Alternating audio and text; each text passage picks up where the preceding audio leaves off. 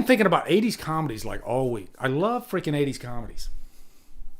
You know, and I think part of it is because I was a teenager in the 80s, but I'm noticing that a lot of you guys that are like 90s, even today, they love 80s comedies. And it also begs the question, like, what the hell happened to the comedy? Like, comedies they're not doing that well these days, right? Like full on, you know, story centric comedies. They exist, but there's no like trend like there used to be. You could even say like the late 90s with like American Pie, movies like that definitely had a run of comedies going on. The Apatow era of the 2000s, Judd Apatow's comedies, there were a lot of really good ones out there, like Knocked Up, This Is 40, Anchorman. Now we're talking about 80s, but I'm kind of covering the whole genre. But you know, yeah, it's like comedies come back every decade or something like that. So, Naked Gun, Screwballs, Teen Wolf, Trading Places. I love and 48 Hours. Holy crap! Hold on, where's my? I have 48 Hours on VHS. Matter of fact, that's the last VHS I got. Meatballs 3. What are your top three favorite comedies ever, Trina?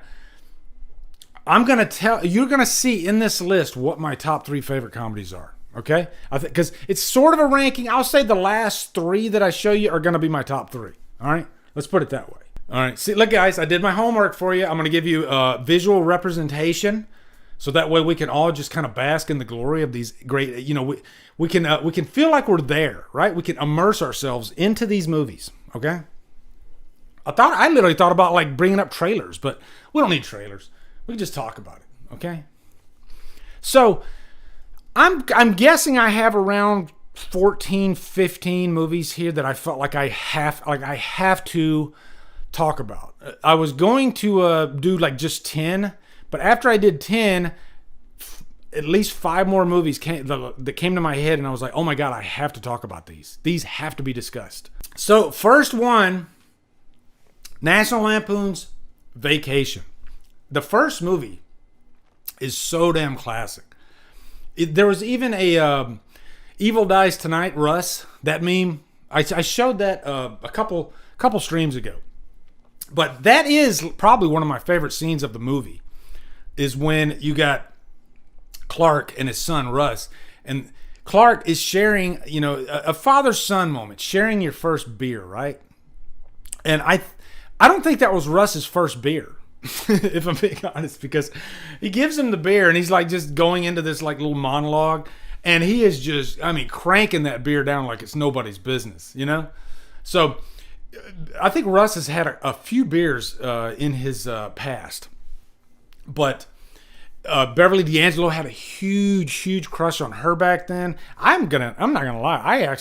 I was like smitten more over Beverly D'Angelo than I was Christina Brinkley. And I know that's crazy talk to some of you guys, but maybe it's the whole girl next door thing. I don't know. But yeah, I love this freaking movie. They have the aunt on she dies and they put her on the roof of the car. They put the dead aunt on the roof of the car because come hell or high water, they're going to get to Wally World, you know? And that's just gold. That's just classic. It's hilarious. A little bit of dark humor there. And everybody loves when Clark goes into his like rants in the third act of the movie. I think every movie has Clark where this is a guy that's stressed out, you know, but he's not stressed at the beginning. Like he's not the most stressed out, but by the end of the movie, he's stressed out for whatever reason. And you know, sometimes vacations can be even more stressful than real life. Like, have you guys been on vacation and there's a point where you're like, okay, I'm ready to go back home because I can't take this anymore? And that's not what vacation's supposed to be about, but sometimes you have a bad vacation, I guess. And so this is about a vacation that everything that can go wrong does go wrong, you know? And Clark is just kind of this like bumbling idiot, charming bumbling idiot, and you can't help but love the guy, you know? And he sees that, you know, these young pretty girls along the way, like Christina Brinkley. He just gets himself in trouble. But They're so well written. They're so damn funny. I believe this is a John Hughes movie too. You're probably going to see a couple of John Hughes movies on here. I'm going to tell you right now, one movie that I didn't put on this list that deserves to be on the list, but I just don't have enough spaces is Breakfast Club. And Breakfast Club is probably one of my favorite comedies for sure, but everybody knows about the Breakfast Club, you know? And I wanted to put a few movies on here that some of you might not have thought of, okay? So know that going into this before you start screaming at me like, where the fuck is Breakfast Club? Okay, I love Breakfast Club, okay? It's iconic, it's classic, all right? Okay, Destiny says, vacations stress me out, haven't been on many though. Well, being in the military, I've traveled a lot. So I guess I haven't been on too many vacations. Yes, I guess I have. It's like, I've been to like Disney, but when you've been to Disney like 8,000 times, after a while, it doesn't feel like a vacation. And when you live so close to Disney like I do, like I live in Orlando. So is it really a vacation if I drive down the street to go to Disney? Probably not. Like a real vacation. Like I've never been to like, for a vacation, been to like Europe, you know? I've been to Europe on the, you know, going to deployments, you know, and stopping off in Europe, like a hub, and then, you know, finishing off to the final destination. But yeah, I'd love to go to like overseas on an actual vacation. I think that would be fun. All right. Next one. Okay. Teen Wolf. And man, I've been talking about this movie a lot lately. I did a full review on it a couple months ago, like right before I moved. And that's a review I've wanted to do forever. You know, I've like as far back as like, you know, my first year in YouTube. You know, when you first start a YouTube channel, every YouTuber that reviews movies, they have like I guess you could call it a bucket list, a review bucket list of movies that I want to definitely discuss in depth this movie. And if I could give any of you some advice that are thinking about starting up a YouTube channel, don't review those movies first. And the reason I say don't review those movies first is because when you in your first year of YouTube, you're discovering yourself, you're honing your craft, you're getting better and better at what you're doing. And let's just face it, you're not going to be as good when you start out as you will a couple of years down the line, or maybe even a year down the line. You know, you start getting more comfortable in front of the camera, you start getting better at putting things together. And I made the mistake of reviewing a few of my favorite movies like in my first year. So that pretty much was what created my Revisited series. Because I was like, I got to go back and do that because I royally fucked it up the first time. So the Revisited series is pretty much an accident, you know? But Teen Wolf, I'm glad I didn't review Teen Wolf in my first year. I'm glad I waited a while to do it. Oh, hush. Speak for yourself. Lindsay's a pro at it. But Teen Wolf might be one of my favorite 80s comedies. One, because I watched it probably more than any other 80s comedy. You know, this is a movie that was on HBO a lot, and I just every time it was on HBO, I felt the need to watch it. I relate to the character Scott Howard probably more than any other character I've related. Like, that was me in high school. You know, Scott was not the popular guy. He wasn't the nerd, but he was just kind of, you know, blended in with everybody. He wasn't the jock. And that was me. That was me in high school. I wasn't this super popular jock type of guy, you know. And he was, you know, really into basketball. I loved basketball growing up. So I related to this guy. And what if you were that type of person and then you were put in this situation where all of a sudden all this power is thrust upon you? You know, he becomes a werewolf, as silly as it is. But with that comes, you know, this ability to beat everybody in basketball. Like, he's amazing. And, you know, and so that would be, that'd be like a drug at first. And so this movie, I think, explores that perfectly about what would you do if you had this power. Would you fuck it up? Or would you use it responsibly? And he doesn't really use it responsibly, but he's just confused, you know? He's young, he's a kid, he's confused. And then you have this whole love, I guess it's kind of a love triangle, because he's like smitten for, and there's been a million of these type of 80s comedies, you know? He's smitten for this unreachable goal of a girl. And the one that he should be with, the one that is best for him, is right next to him, Boof. Again, I always preferred Boof over the other girl. Boof, because you could talk to Boof, you could have a good conversation with her. She's a very pretty girl. But yeah, I was always Team Boof, you know, and I always loved Teen Wolf. Especially the dance scene at the last act. The music in this movie is great too. But yeah, I love the dance scene when he's coming there and the Mick like punches him, and that's when his like power comes out, and that's the first time that he realizes I could kill this person, and that's when, you know, that's the wake up call. Oh shit, I do have this great power, but I have the ability to literally kill somebody. And so what do I do with that? And so I love the lesson in this movie at the end. He decides to not bring out the wolf. He decides, you know what? I'm going to play this game on my own terms. And if I don't win, it doesn't matter.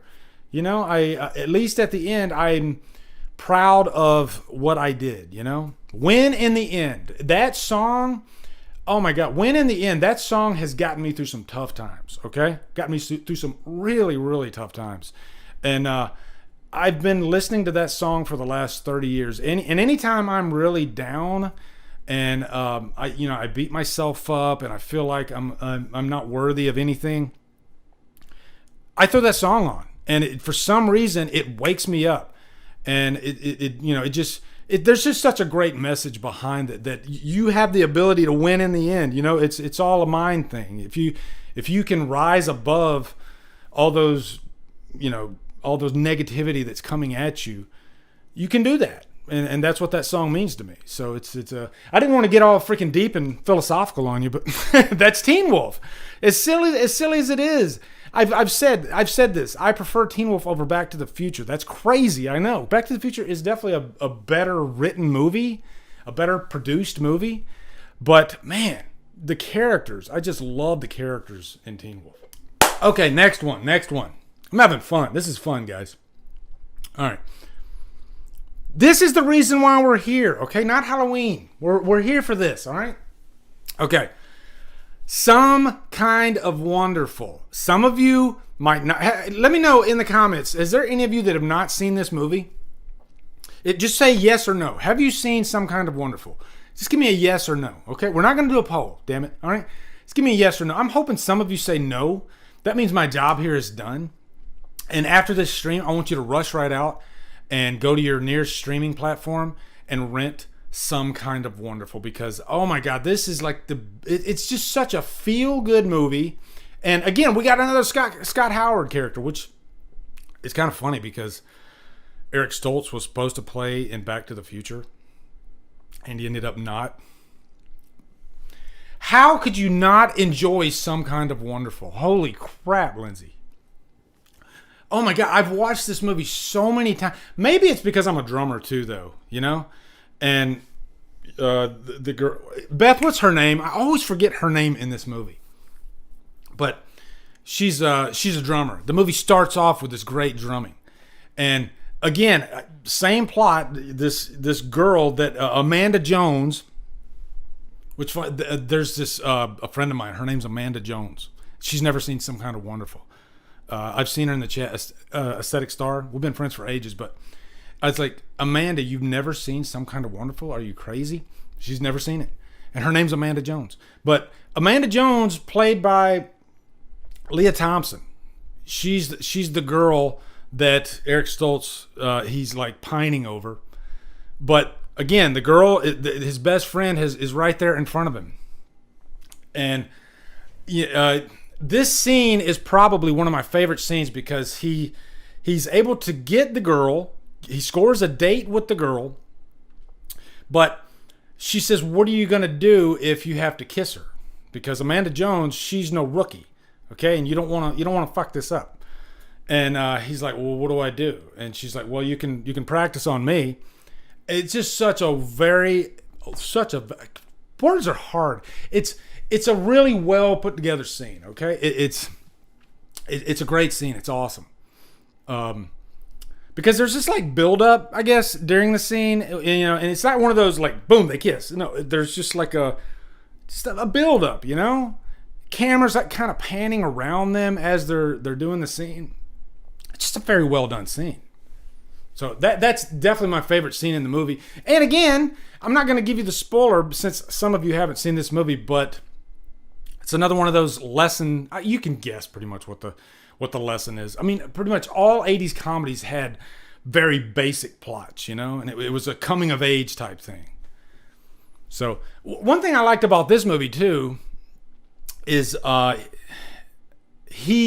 his name Scott in this movie? He had this pot of money to go to college, and he was going to use the money to take Amanda Jones out on a date. Now that was my biggest issue with this movie. Is like, how much fucking money does it cost to take her out on a date? Like, really? Yeah, Cruel Intentions did the scene. I don't know about better. They're two totally different scenes. Plus, Cruel Intentions, it's a lesbian scene, so there's a different dynamic there too. But yeah, that is a great scene, by the way. Though, yeah, Cruel Intentions for sure. Give me a tracking problem movie. You know what a tracking problem movie is? That's a movie that when you rent it from the VHS store, when you're watching it, there's one section in the movie that has a tracking problem. You don't have that issue these days, because we don't have VHS anymore. But that was kind of the fun of VHS. And Cruel Intentions, always a tracking problem during the kiss scene. Always a tracking problem. There's another movie that has that. I'm not going to put it because it might be on this list, all right? I probably just gave it away because it's an easy answer. It's an easy answer. Beth probably knows it. Okay, next one. Oh my God, not another teen movie. Woo, that's a rough scene. And I felt bad for Mia Kirshner when she had to do that scene. Did not look fun at all. Okay, next one. Oh my God, here we go.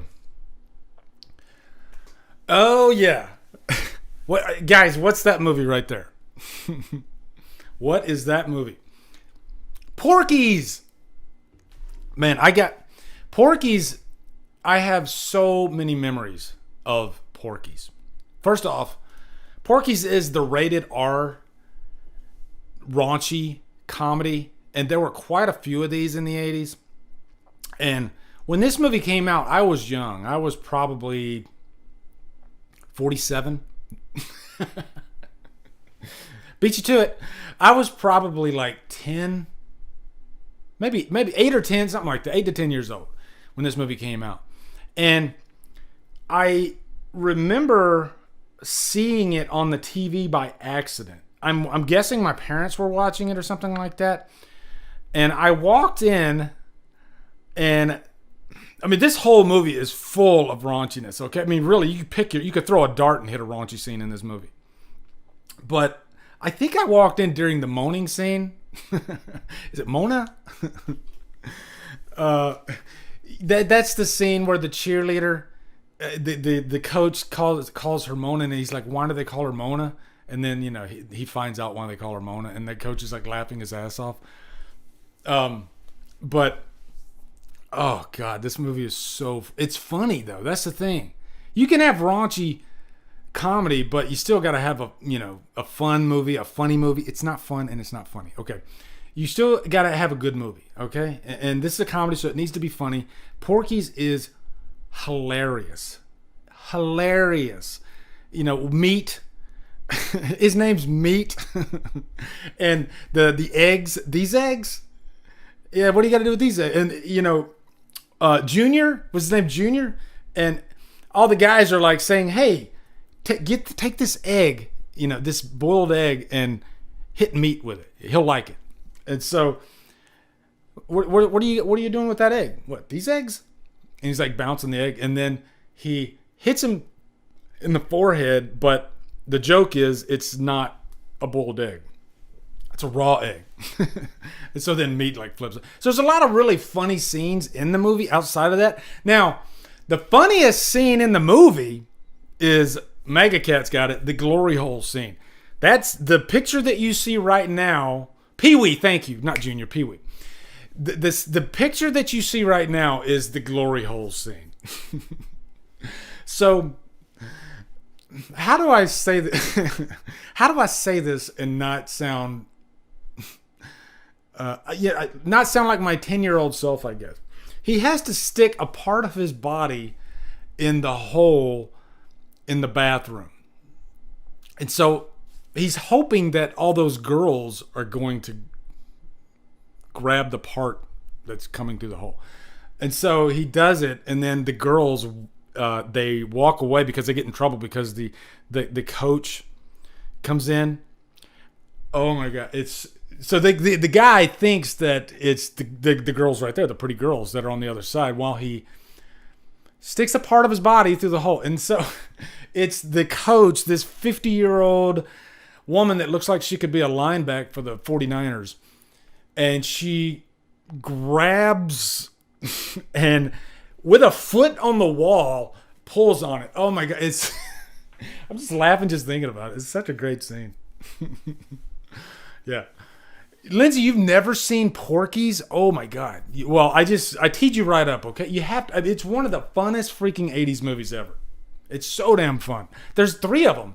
Porkies 2 the next day, and then Porky's Revenge. I think Porky's 2 is pretty good too. Porky's Revenge is not on the same level, but Porky's, man, the first one, oh my God, one of the best. It's a classic. It's a classic for sure. Okay. All right, next one. Okay. Yeah, the Weird Science. Another John Hughes movie with Anthony Michael Hall. This one, I like. It's got a little bit of a science fiction aspect to it. We did like a Patreon live stream on the movie. But, man, Weird Science is... It's great because it's so different. It's hilarious. Like, Anthony Michael Hall is hilarious in the movie. There's one scene where he's drunk. Beth, correct me if I'm wrong, but wasn't he really drunk in that scene? You know, he's like, my ass is halfway up my... What does he say? Something my ass, but other than that, I'm fantastic. Oh, yeah, he goes, my nuts are halfway up my ass, but other than that, I'm fantastic. So, but, I mean, any adolescent young male can relate to this movie because they have this computer, and by the way, the science in this movie, the tech in this movie, it's ridiculous that you could even think to make a girl out of a computer.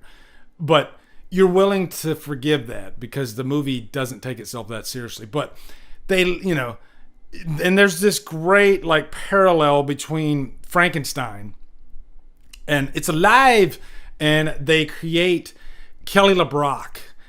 So I guess it worked. It came out perfect, right? So that they create Kelly LeBrock.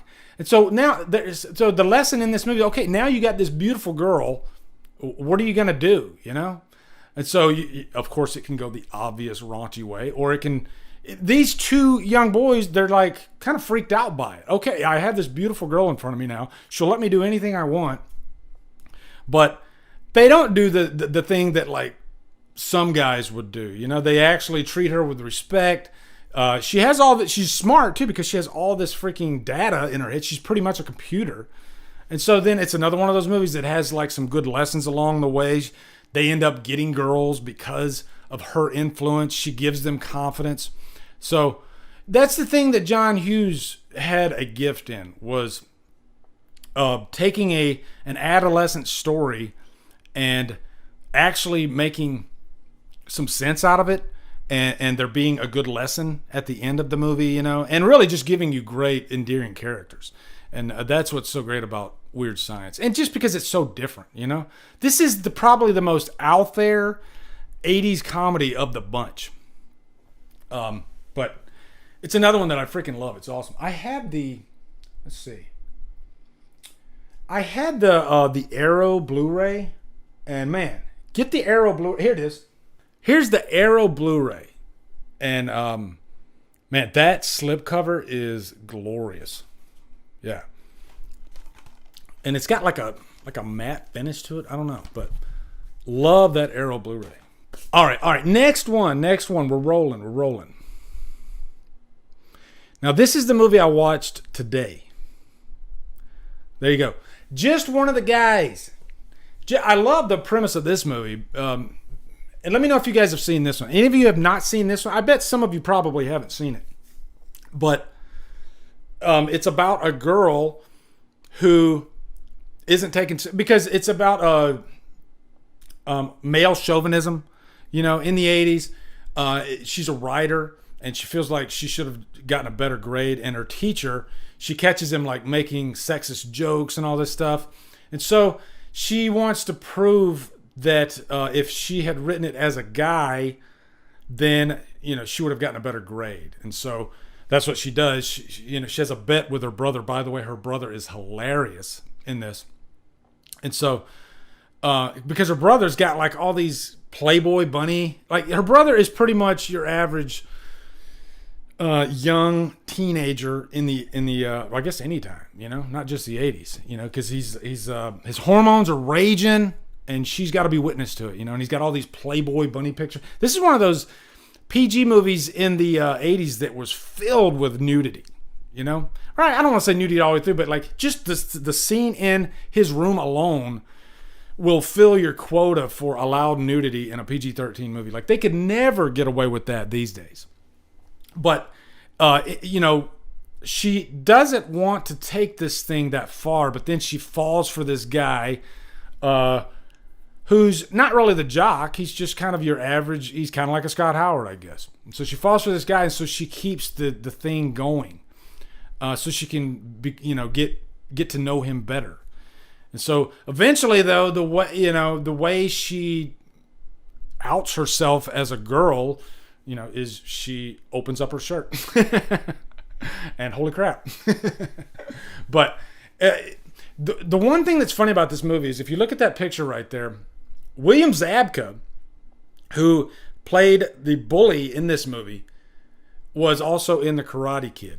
And he was the bully in Karate Kid. They call it the Bully Trilogy, the William Zabka Bully Trilogy, because he has 3 movies where he plays a bully. This one, Karate Kid, and there's another one that came out after this. If somebody knows it in the chat, let me know. I'm trying to remember what it was. I can't remember. But yeah, he is the bully to her. And who does she look like? Like, she looks exactly like freaking Ralph Macchio. So it's kind of strange that William Zabka is the bully in both movies.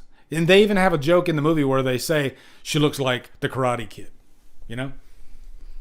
So, but this is a really fun movie too. I think the brother is the best comic relief. Like, he's hilarious in this. I'm trying to remember his name. Doesn't matter. But her brother's so damn funny just because, you know, his hormones are just constantly raging throughout the movie. Yeah, that's it, Beth. Back to School. That's the third one where he was the bully in. Yeah. Okay. So, man, I'm hoping I'm showing you guys some movies that you haven't seen, okay? So you can write these down, okay? Be sure to write these down. Maybe I'll clip this section out, and I'll just call it my favorite 80s comedies or something like that. But, yeah. I figured I'd throw a couple on here that'll take you by surprise, okay? And by the way, before I go to the next one, Just One of the Guys actually has 2 actors from April Fool's Day. Okay, April Fool's Day. One of the female actors, and then is he in this photo here? Yeah, the guy that's to the left of her in the photo. That's the other guy from April Fool's Day. So, okay, next one. Can you guys tell me what that movie is? Can you tell me? I bet you there's some of you that haven't seen this movie. So I'm not going to tell you the name of the movie just yet, but I bet most of you know what this is. There we go. Yeah, that is Police Academy. They ended up making like 6 of these movies. But the first is definitely the best. The first 3 or 4 are fun. But the first one's definitely the best. That's Callahan. she's doing the training, and she's pretty much sitting on the guy's face. And it's another one that's like, if you want a little bit of variety in your comedy, it's, you know, they're police cadets, right? And so this is one of those. All the characters are really funny in this. Scott Gutenberg, back in his heyday, was in this.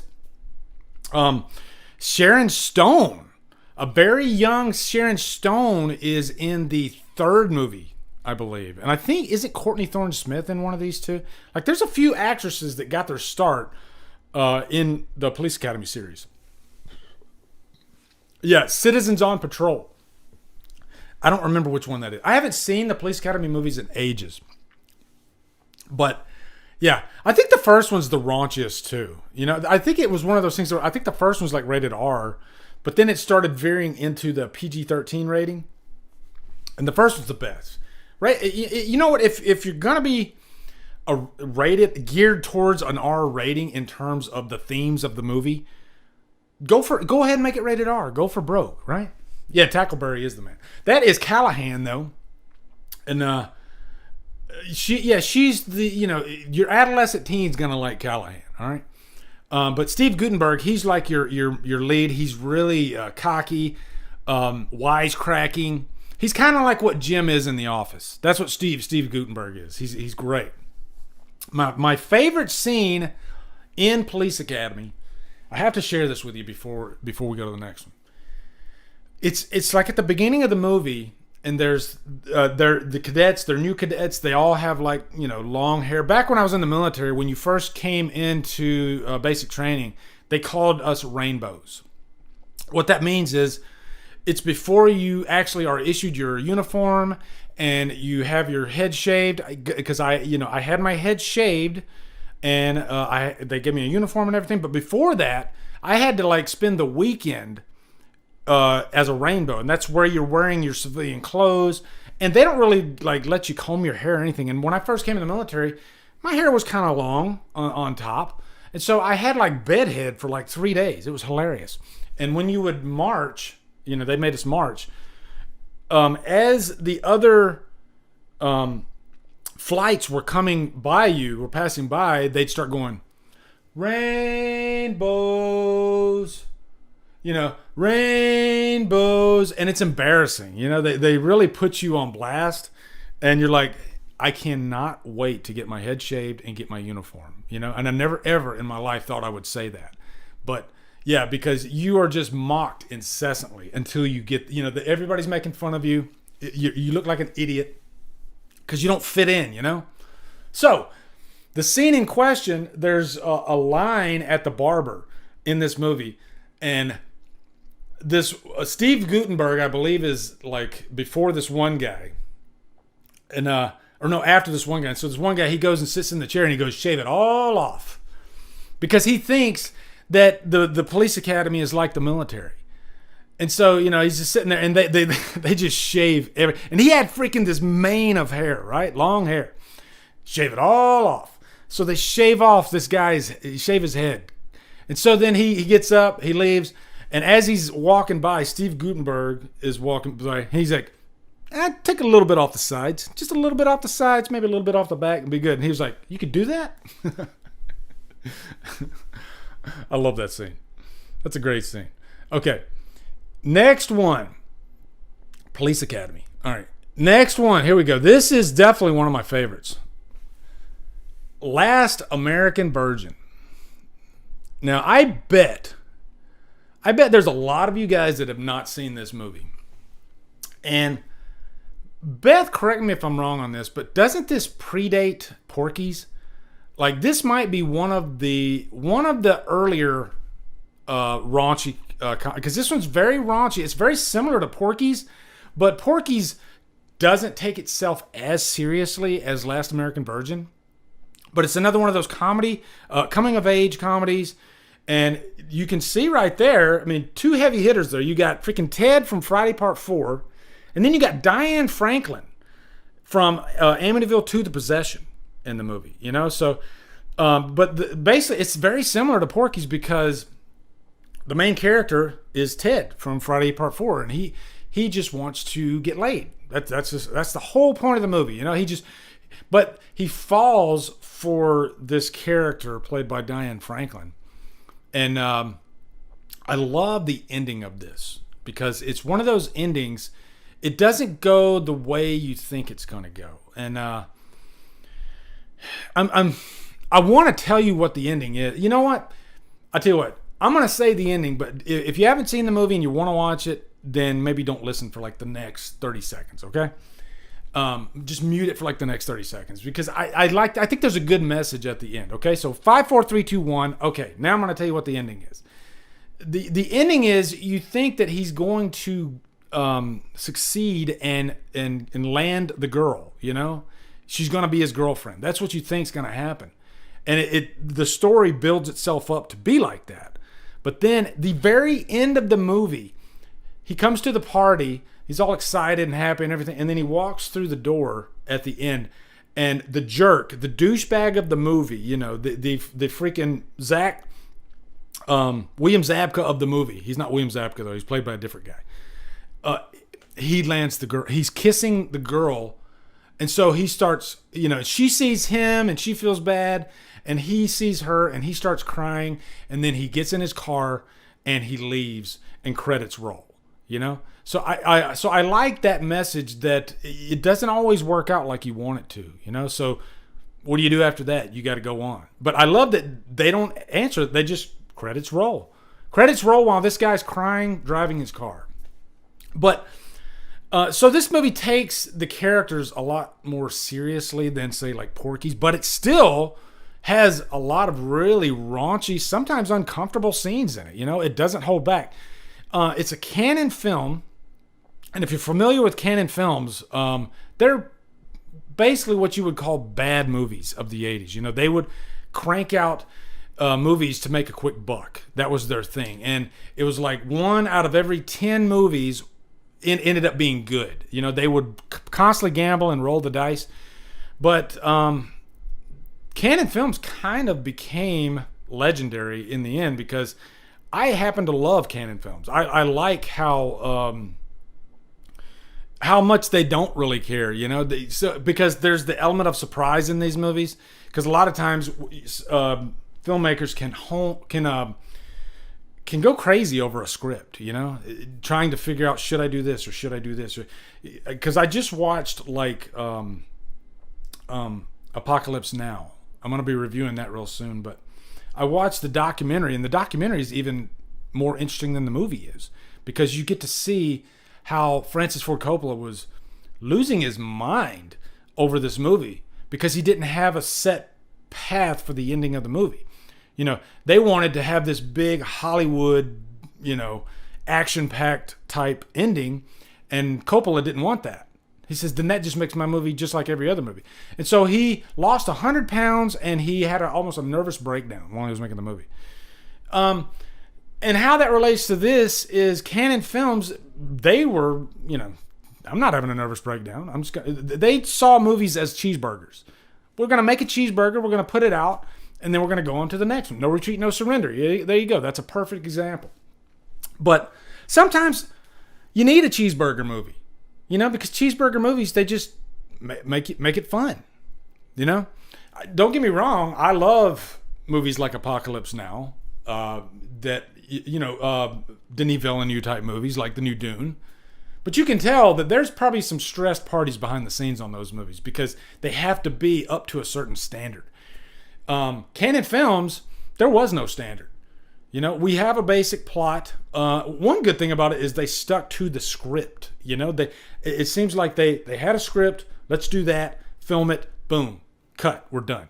You know, sometimes they didn't even have a script to begin with. They would just have a poster of like Last American Woman, just a woman licking an ice cream cone. That's our poster, and they buy it, and then they go and make the movie after. So Canon movies are bad, but they're good. They're good, bad movies. One of my favorites is 10 to Midnight. 10 to Midnight is one of my all-time favorite slashers. Is it a happy accident? Maybe. Because it's got Charles Bronson in it. it's got this killer who's naked. Remember last stream we talked about naked killers, right? So it's got this killer who's naked. His acting is way over the top, like way over the top, but it's irresistible. It's freaking awesome. So there's another recommendation for you that's not a comedy. It's an amazing slasher, 10 to Midnight. And I think these movies taste like a cheeseburger. That's what it is. They're sweet, they're juicy, they're fun. And at the end of it, and they're definitely not boring. And I think that's the big thing too, is most canon movies, they're not boring because they're so outlandish and out there that you're just like, wow. And they're surprising. So Last American Virgin, man, that it is excellent. It's one of my favorites. Is it bad? Maybe, but it's good bad. All right, next one. All right, here we go. Cant Buy Me Love. I'm surprised that Cant Buy Me Love doesn't have like this great, like it's not a movie that's talked about that much, amongst other like 80s comedies. I don't hear people talking about it enough, but when it's brought up, people are like, oh yeah, Cant Buy Me Love. That's a really fun movie.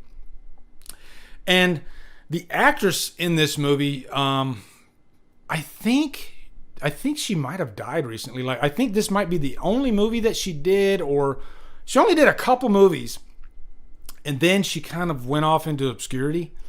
But it's sad too because she's great in the movie, And God, what's his name, guys? I'm freaking drawing a blank. But the main character of the movie, he's a geek, and he looks like a geek. McDreamy. He's the geek of the movie, and he fits the profile. He looks like a freaking geek and a half. And so the game here is that she's got to make him cool, because it's been a long time since I've seen it, but there's a scene in the movie where she gets in trouble and he has to Patrick Dempsey, thank you very much. And she has to he has to do her solid and help her out. And so in return, she has to go out on a date with him and make him look cool. Okay? And it's one of those irresistible premises that's just fun to watch. To watch somebody turn this character, this geek type character, into the cool character. And it works.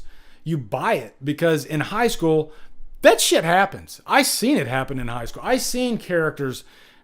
I seen people in a high school, like say in 9th grade, by the time they're seniors, they're completely different people. They end up being popular for whatever reason, or it could happen at the drop of a hat in high school. And it's almost like sometimes you get a fresh start because you're in there for 4 years. And so one year might be different than the next year. You're like finding yourself. And we're so impulsive when we're in high school that's why these premises are so plausible. That's why this stuff, it's believable. It can happen. And hell, case in point, Patrick Dempsey in this movie did look like, he's very, very skinny. He looks like he could be a Dungeons and Dragons type kid, And look at him in Scream 3. Completely different thing, So this was a really fun movie to watch, though. It's sad that she passed away, but and it's sad that she quit acting, because she did such a great job in this role, and she was very believable. And their chemistry, I think that's the big thing here, is their chemistry was so freaking strong in this movie. And it was one of those situations where you wanted them to get together. You wanted him, or I guess her, to eventually fall for him, because that's what happens. She's kind of the character that stays the same. She doesn't really have much of an arc throughout the whole movie. She's herself from the beginning of the movie to the end of the movie. It's him that actually changes throughout. And it's one of those situations where you start getting a little bit more popularity. All these girls start liking you. All the guys start thinking you're cool. And it starts going to his head a little bit. And the African, Beth, what's the name of that dance? There's like an African tribal dance that he learns off of like the Discovery Channel. And this scene really just shows how influential, I guess, people can be. how teenagers can buy into something that's not really cool, but because one person's doing it, it becomes cool. And so he goes to this dance, and if I can show you, he goes to this dance and he's like dancing, and all of a sudden he goes,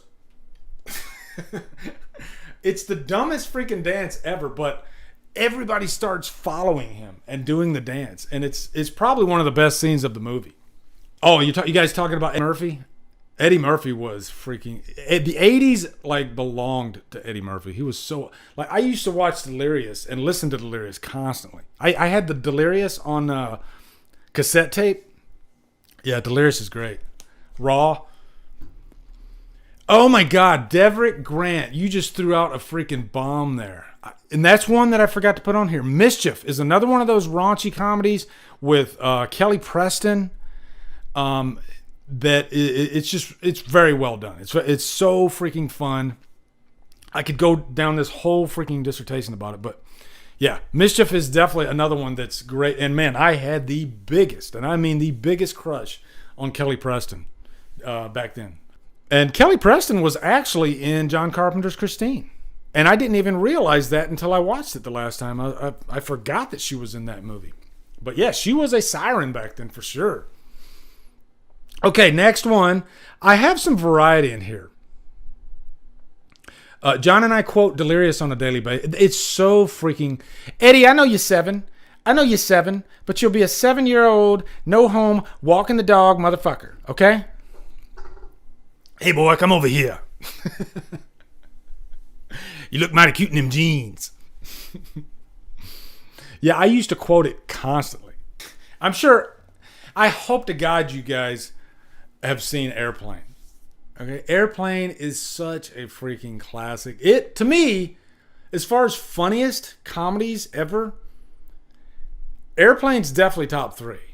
I mean, it's a laugh riot. It's definitely slapstick type humor, and I can see how some people might not laugh at all during this movie because it is a specific type of humor. But man, I guess I'm their audience, okay? Because when I watch Airplane, and I've watched it a million times, every time I watch it, I'm rolling. I can't help. I can't take it. It's so freaking funny. When the old lady starts speaking jive, you know? When the plane is like, shaking and everybody's in disarray, and this naked, fresh set of breasts just comes right across the camera and then keeps going. It just weird, crazy shit like that. Give me a ham on 5, hold the mayo. Just, This probably has the most quotable lines of any comedy. Destiny, this is why I made this list, Destiny, for people like you, because you're young, and there's a lot of these movies that you probably haven't seen, and I know you like watching movies on weekends, so make sure you're taking notes, Destiny, okay? Because I'm telling you, you're going to love all these movies, all right? But Airplane is so... This is one of those movies that's just got that third grade humor, you know? Just really dumb, fun jokes. And it's like those obvious jokes, you know? Like the scene where they're going to the airport and the Jehovah's Witnesses, and you know how in the airport, maybe back in the day, but you get hit with all these, what do you call them? Solicitors, you know? All these solicitors. And so the guy's like walking through the airport. He's in a hurry, and he punches one solicitor after another, just boom, boom, boom, boom. And they're talking the whole time, trying to, become a Jehovah's Witness. Have you considered Amway? All these different solicitors, and he's just beating the crap out of it. It's so great. And the way I explained it is horrible, but the movie does it flawlessly. Leslie Nielsen is a comedy legend, and he has so many freaking funny lines in this movie. I did not put Naked Gun on here because Naked Gun's great, but this kind of fills that quota for my countdown here. Airplane is all you need. And don't get me wrong, I love Naked Gun, okay? Naked Gun is amazing. It's hilarious. He puts a freaking full body condom over himself. What more could you ask for, okay? And this, before I gotta mention this scene. The picture that you're looking at right there. The thing on the left, that's the autopilot. Yeah, that should tell you the type of humor this movie has, okay? It's that on the nose humor. That's the autopilot. It's a freaking blow up doll. And the autopilot starts deflating, and so he tells her to blow up the autopilot, because it's deflating. And where do you think the nozzle is to blow up the autopilot? I'll give you 2 guesses, but you only need 1, okay? The scene is freaking hilarious. And she's blowing on the thing. And then the autopilot, his head turns back, and he's looking at one of the guys, and he does like a thumbs up. All right, next one. And I'm on my top 3, okay? So this is my top 3 right here. All right, I'm about to give you my top 3. All right. And yeah, I'd say these are in order. Top 3 in order. Here we go, okay? Top 3 in order. Number 3 is Better Off Dead. Man. And really, all 3 of these movies are kind of interchangeable, And out of these 3 movies, I probably watch Better Off Dead the most. It's the most feel-good comedy, 80s comedy I've ever watched. It's so freaking funny. It's not raunchy, like this movie. I think it's PG. I think it's just PG. But man, the writing by Savage Steve Holland is so funny, and so endearing. And this is great because it deals with breakup. Like he dates this girl Beth. I'm sure Beth loves this movie. He dates this girl Beth, which is Amanda Weiss from Nightmare on Elm Street. He is in love with Beth. He is smitten with Beth. So the beginning of the movie, Beth dumps him, and so he is like suicidal. And what's funny is there's a little bit of truth in that, because Savage Steve Holland, when he wrote this, he wrote it because he was suicidal at one point. I'm not sure if it was over a relationship. It might have been. But yeah, he was literally suicidal. And so he kind of wrote this with that idea in mind, but he made it more of a comedy. So the suicide is almost like funny in the movie when you watch it, because he tries to kill himself like 2 or 3 times. And there's some of the funniest scenes in the movie, like one of the scenes, he's standing on a bridge, and he's talking to himself, and he's like, "What are you doing? You're young. You'll bounce back. You don't need to do this." And so he's about to climb back over the bridge, and then his buddy there, Booger. I always call him Booger, but he walks by, and he's like, "Cheer up, buddy!" And he like slaps and he falls, and then he falls into this garbage truck that's full of garbage, and he's just laying there. And then the garbage men, they see him, and they say, one of the funniest lines in the movie, they say, "Man, that's a real shame when folks be throwing away a perfectly good white boy like that." That line has been used twice in 80s comedy. There was another movie with Emilio Estevez. I can't remember the name of it. I think he's a garbage man or something like that. I can't remember the name of the movie, but yeah, they use that same line in that movie. I think Better Off Dead did it first though. This is like the winter Savage Steve Holland movie. The summer movie is One Crazy Summer, which is a nice companion to Better Off Dead. And both movies have a lot of the same players in them. So there's some people that have loosely called these 2 movies like One Crazy Summer being a sequel, even though the characters' names are different.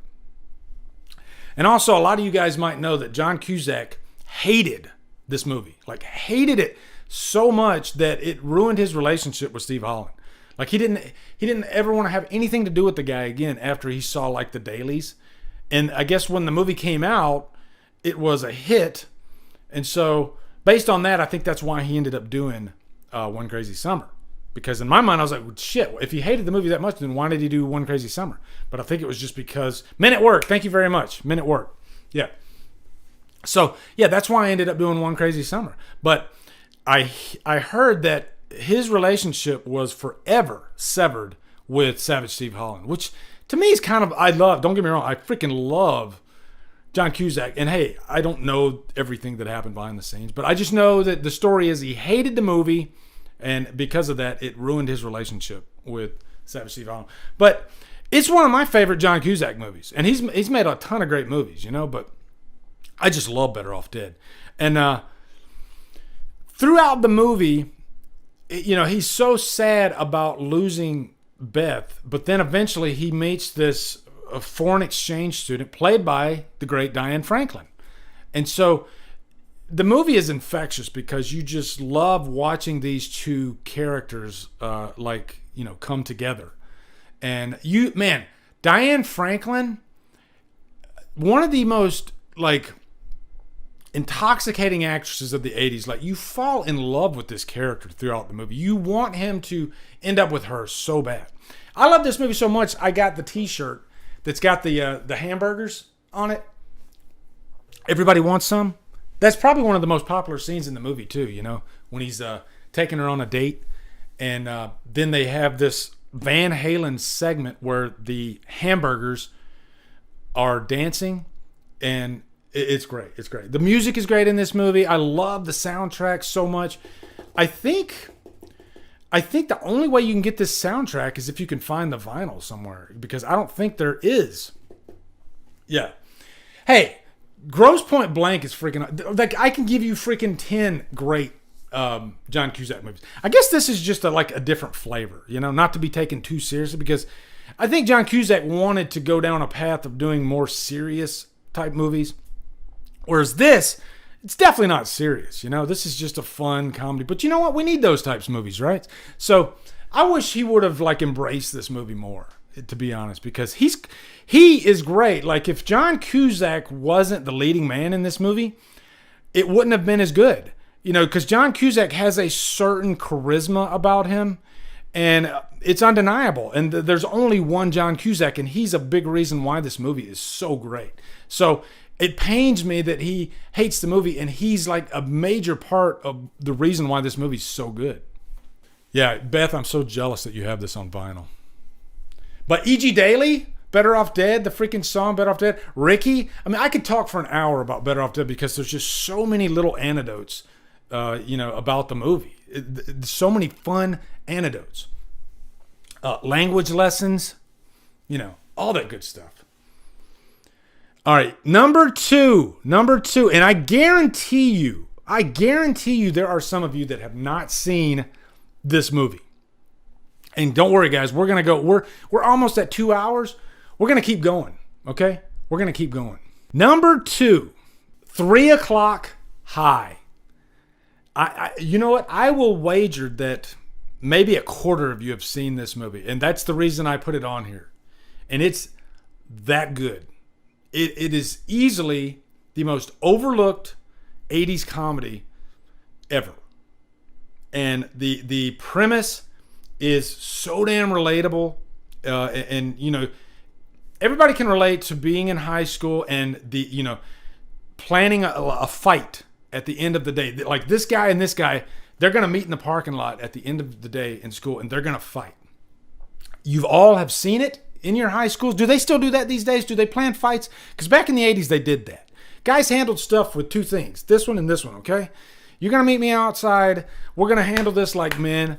And yeah, bada bing, bada boom, all right? So this captured that beautifully. And so this Buddy Revell, the guy on the right, I'm trying to remember his name, doesn't matter. They could not have picked a more intimidating guy to play Buddy Revell. And, the kid on the left, Casey, I can't remember his last name, who's in Young Guns too. But can you imagine, this is a kid that's, normal guy. He doesn't like getting in fights. And they do a beautiful job of building up Buddy Revell to be this threat. Like he's Ivan Drago. That's how crazy. Beth, you have not seen this movie? Are you kidding me? Oh my God. I'm giving you a guarantee right now. I am giving you a 100% stamped guarantee you will not only like this movie, you will fucking love it. Love it. Because they do a few things in this movie so right. They make you love the main character, and they establish that he's not a fighter. He's a smart bookworm type kid. He's got his own problems. He puts his socks in the microwave, and he gets to school. He's having a horrible day, okay? They set up that this guy's having like the worst day. Nothing's going right. He's late to school. And then they introduce Buddy Revell. And Buddy Revell is like over anybody in the whole school. There's a rumor that he's been to jail for killing somebody. He is scary as fuck. And he doesn't like to be touched. And Beth, I won't spoil this, okay? If you touch Buddy Revell, this movie delivers that premise and drives it home better than any other movie I've ever seen in my life. You do not touch Buddy Revell, okay? That's all I'm going to say, Beth, all right? If you touch Buddy Revell, you are fucked, okay?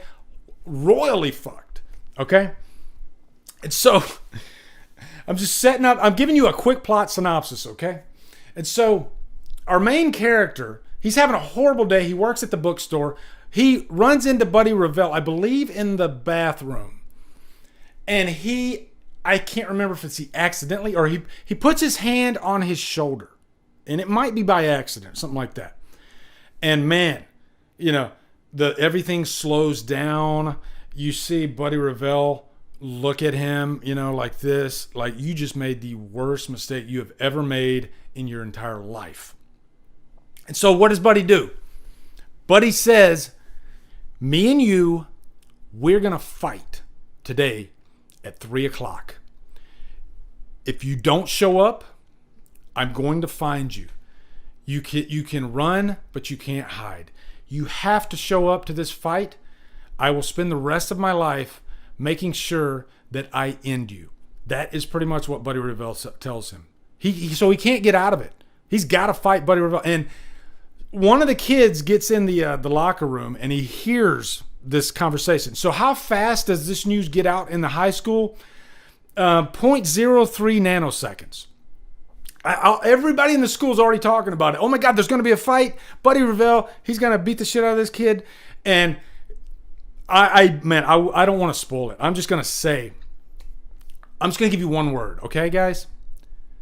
Payoff. This movie has amazing payoff. Okay? I'm being very, very careful because I'm sure a lot of you, guys, I want you to watch this movie. I'm telling you, it's so freaking good. Like, it gets my heart racing when I watch. I just love it. It's not a raunchy comedy, but it's infectious. It really is so infectious. They don't make movies like this anymore. And it shocks me. It shocks me that this movie isn't more popular. It really is. But when I do hear people that have seen it, they always like, oh my God, yeah, 3:00 High is awesome. It's so good. It's so good. So, guys, check out 3:00 High. I promise you will not regret it.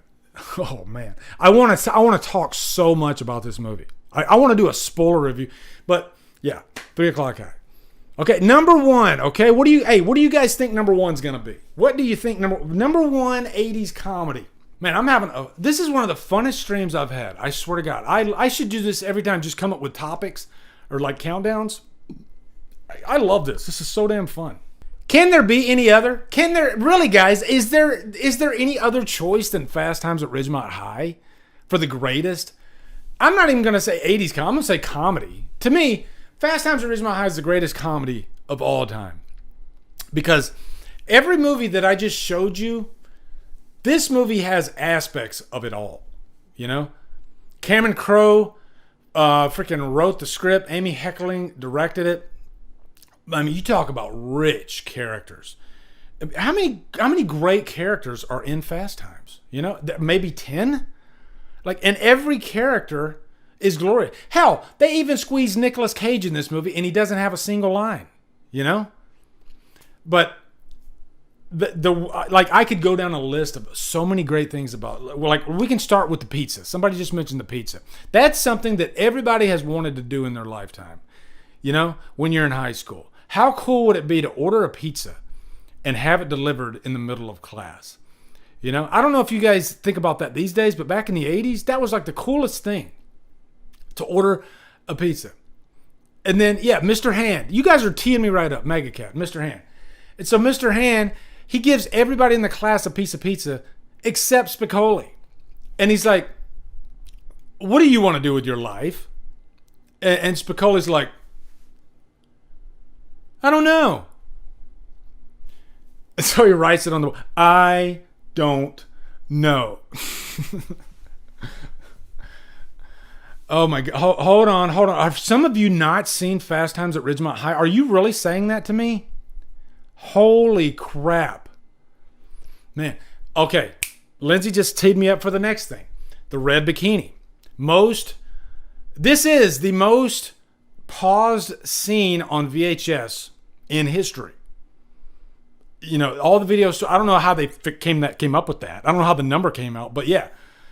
Video stores would constantly have to keep reordering this movie because the Phoebe Cates slow motion red bikini scene of her coming out of the pool with that freaking awesome song, and you got Judge Reinhold in the bathroom, not saying anymore, but he's having this fantasy. And so the fantasy is delivered beautifully. And she's getting out of the pool and she walks towards him, opens up her bra. Oh, it's, this movie, it's got a lot of comedy in there, but there's some heavy themes in this movie too. Like, Jennifer Jason Leigh, you know, she has to get an abortion. And, you know, the beautiful scene where her brother like comes through for her and you know, helps pay for the abortion.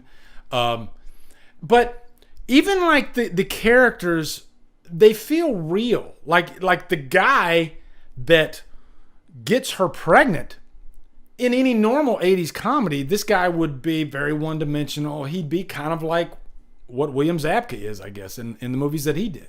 You know, just complete dick. But no, he's actually just a dumb kid that, you know, made a mistake and he avoids her.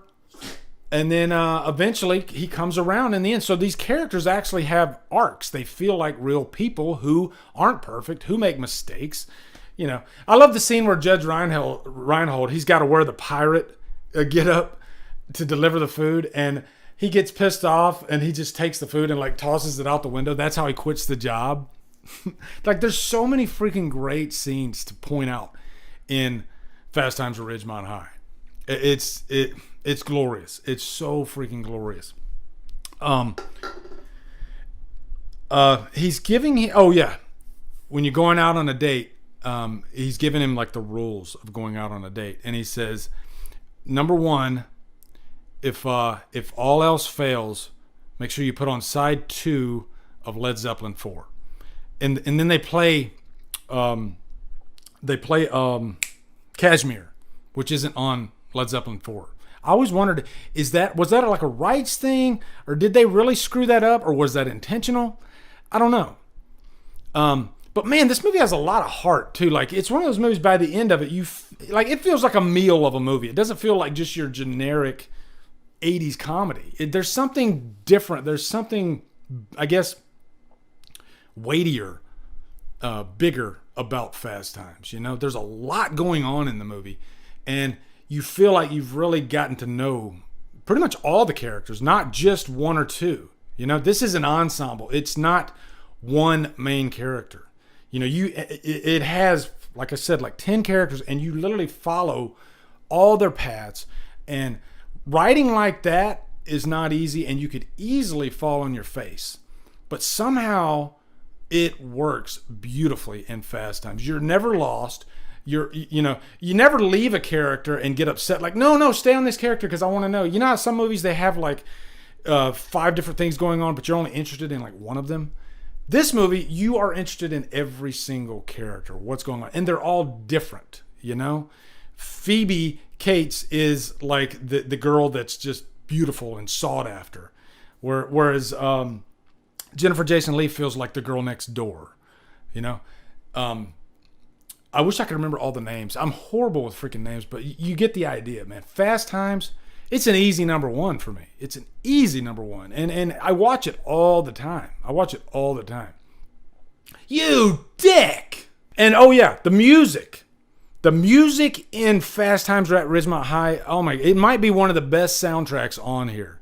Raised on the Radio. So many freaking great songs on that album. Oh, too good.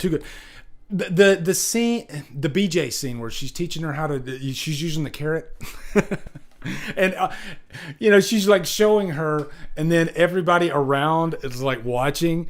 And then, her periphery's way off. She's not realizing that everybody's watching her, Jennifer Jason Leigh. And so she's practicing on the carrot. And then everybody in the cafeteria starts clapping.